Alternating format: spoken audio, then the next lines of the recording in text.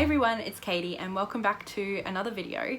This one I think is going to be pretty short, but it's been requested by a couple of people, and it's the question of whether you should use the guidebook when you get a new tarot deck. So a lot of our tarot decks now come with these big beautiful guidebooks. Even some of them just come with kind of like a glorified little white book. But regardless, we have a lot of content available to us these days that are very deck specific, which is amazing, but for some of us it can also be quite overwhelming. And I've spoken before about how sometimes that kind of pressure to really get deep into a guidebook that is very chunky can often be a barrier to actually working with the deck. So I think the question of whether we should get into a guidebook or not, I think is really personal, but I wanted to share with you a few ideas to think about when you're considering whether the guidebook of this new deck that you've gotten is worth getting into for you at this point in time. And I also have a really small 3-card reading that I've actually used 3 or 4 times now to ask the deck whether I should be using its guidebook or not. So I suppose the first thing I would say is to have a think about you and your personality. If you're someone like me who does get kind of bogged down in the detail and perfectionism and overthinking everything, maybe it is the time to step back and just kind of put the guidebooks down and play around with your cards. I've definitely found that very, very beneficial to do that on a regular basis. It's not something I always do because I do enjoy being a geek and reading those books. But if you're someone like me and you're noticing that you're getting a bit overwhelmed by everything, I think straight up that's your answer. Put the guidebook down, enjoy your experience with the cards. Another thing to think about is just what kind of experience and relationship you want to have with a deck. Sometimes we get decks that we've bought because we want to really study them, because, you know, perhaps they're like based in some kind of really interesting tradition or system. And for those, often we've almost bought them for the purpose of study, for learning. And I think the guidebook makes perfect sense for those sorts of things. Other times we'll get a deck just because the images call to us so much and we just want to experience those cards and enjoy those cards. So I think definitely the sort of relationship you want to have with a deck will influence whether you use the guidebook or not. Kind of along those same lines is also having a think about what your experiences are usually like with guidebooks. How successful have you been in the past in terms of using guidebooks and utilizing them effectively? If you found that you're great at kind of using them in a way that is balanced and adds to your experience of tarot, then I don't see why there's any reason for you to avoid guidebooks unless it's an active decision of trying something new. But if you notice that you know, you have had a pretty bad run and that it's almost tainting your experience of specific decks because it's too much information or you get too stuck in the guidebooks, maybe that's an indication that this time you can try something different. Go freeform. Kind of following on from that is also just thinking about the style of the deck.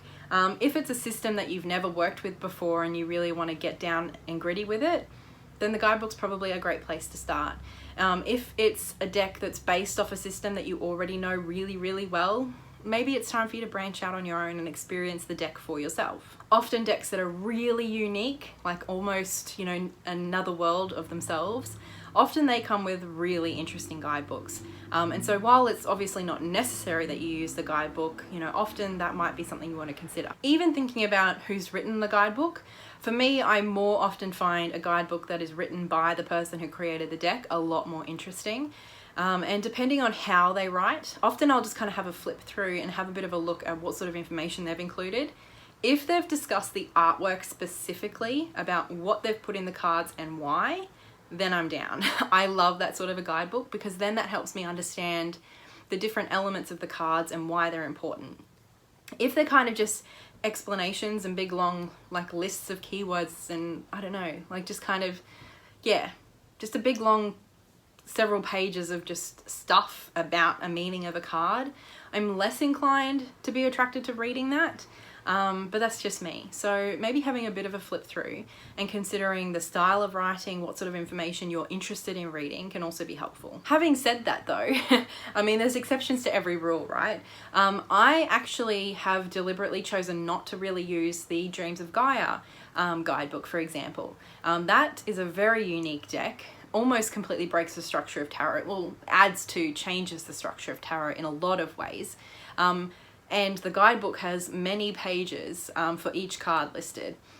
And it's written beautifully. It's really interesting. But for me, I just don't like using the guidebook. When I use the guidebook, I overthink it all and I lose the flow that I get with that deck. So even though it's unique, it's beautifully written, it's interesting, and it's a completely new system to me, it kind of ticks all those boxes. It's often those decks that give me space personally, though that artwork and the system gives me space to be more intuitive. So with the Dreams of Gaia, I kind of do read it a lot more like an oracle deck.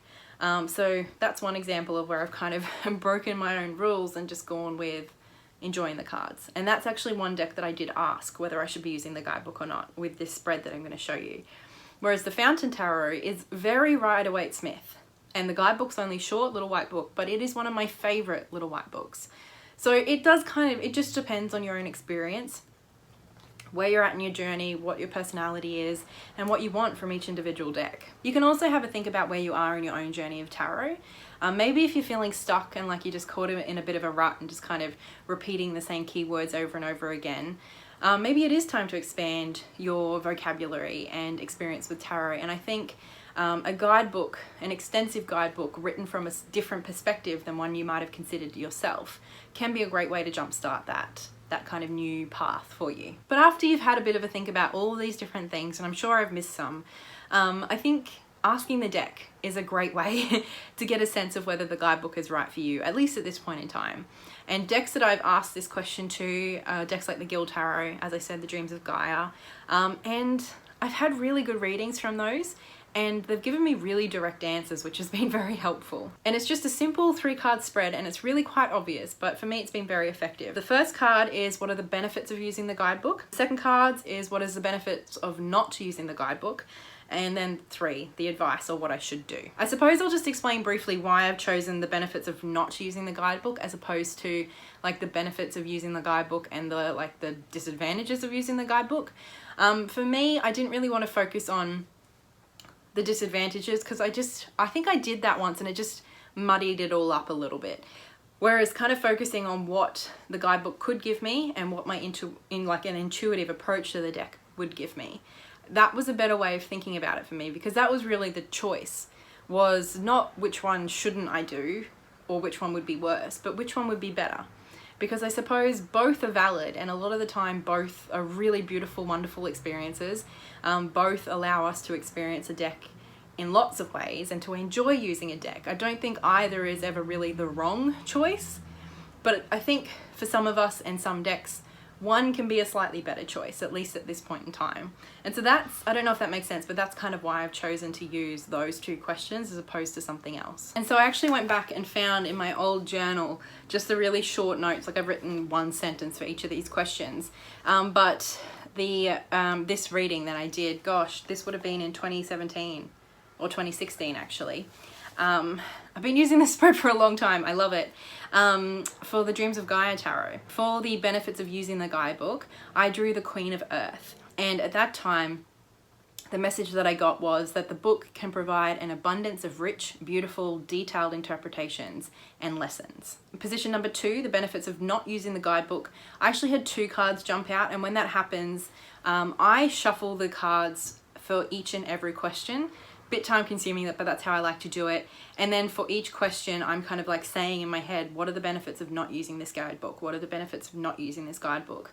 And then whatever card kind of pops out or sticks up, that's the card that I take as my message. So occasionally 2 cards do pop out at once. And for this, I got the 3 of Water and Death/Rebirth. And what I got from this message was that not using the book will be freeing, liberating, and ultimately transformative. It won't be easy, but it will be powerful. These are literally like reading out what I wrote down when I did this reading. And then our third position was advice, what should I do? I got the Intuition card, which I took pretty like obviously to mean that my experience with this deck was a really good opportunity for me to use my intuition, for me to develop my intuition. So that's what I decided to do. I decided to put the guidebook down and use my intuition and have a really intuitive experience with the deck. And I haven't looked back since. I love the Dreams of Gaia, and I've had a really, really good relationship with it. So that's just a quick little video. As I said, I've been asked this question a few times, and I do think it's a really interesting question that I kind of struggled with at the beginning. And I had never really thought to share this spread, even though I've been using it for like 3 years. But I do hope you found this interesting or helpful. I know it's really simplistic, but personally this guidebook stuff was something I struggled with, and this spread's really helped me, so I hope it helps you. But I would love to hear in the comments if you'd care to share how you approach this, especially with those bigger guidebooks that require more of a time commitment for you. Do you ever have that experience of feeling like they kind of get in the way of using a tarot deck? Or are you just always a guidebook person? I'd love to know. But that is all from me for this video. I hope you enjoyed, and I will talk to you again next time. So much love. Bye.